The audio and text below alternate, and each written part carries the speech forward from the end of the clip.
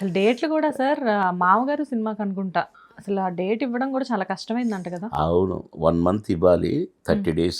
ఉమ్, 3 నెలలు నా వెంటబడ్డారు ప్రొడ్యూసర్ గారు, మహానుభావుడు, ఉమ్, గ్రేట్ ప్రొడ్యూసర్. 3 నెలలు ఉమ్. నువ్వే కావాలి నాకని కూర్చున్నాడే. అసలు ఆ సీన్ లో ఇంకొకరిని ఎలా ఊహించుకోగలను సార్.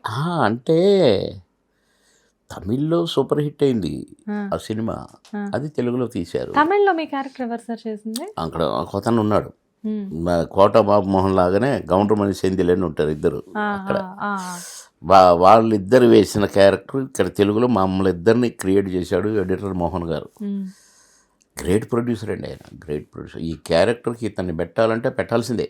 ఉమ్. ఎడిటర్ మోహన్ గారితో మీరు బాగా మంచి అనుబంధం అనుకుంటా. ఆయన ఎన్ని సినిమాలు తీసాడో తెలుగులో అన్ని సినిమాల్లో ఉన్నాను. కొన్ని ప్రొడక్షన్ హౌసెస్ ఉంటాయి సార్. మల్లెమాల ఎగ్జాంపుల్ తీసుకుంటే అసలు మల్లెమాల అంటే ఒక రకంగా చెప్పాలి అంటే మల్లెమాల బాబుమోహన్ గారిదే అనుకోవచ్చు. అంతే, మీ సొంత ఇల్లు.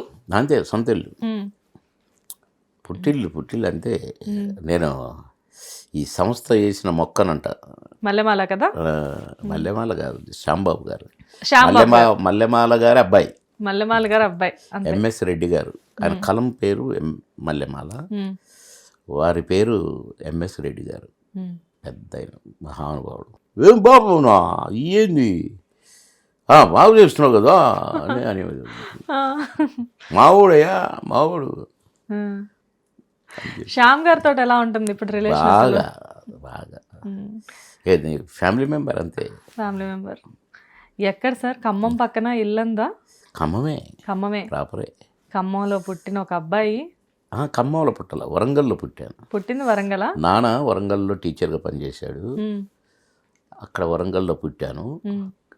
కానీ ఖమ్మంలో పెరిగాను. ఖమ్మంలో పెరిగారు, ఎన్నో చూశారు. చిన్నప్పుడే పడకూడని కష్టాలన్నీ పడ్డారు, అన్నీ ఫేస్ చేసి వచ్చారు. A to Z.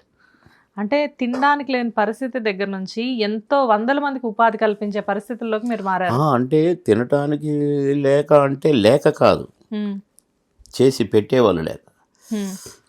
మా నాన్న టీచరు, ఏం తక్కువ ఉంటుంది ఒక పంతులు గారి అబ్బాయికి. ప్లస్ మాకు భూములు గేములు వ్యవసాయం. మా ఇంట్లో 2 బర్రెలు పాలు ఇచ్చేటివి. 2 బర్రెలు ఎందుకు నాన్న పాలు వేయడానికి, ఒకటి చాలు కదా అనేది నేను. కాదు నాన్న, ఒకటి కాకపోతే ఒకటి 2 ఉండాలి అంటే, ఒక బర్రె పాలు ఇదైతే ఇంకొక బర్రె రెడీగా ఉండాలట.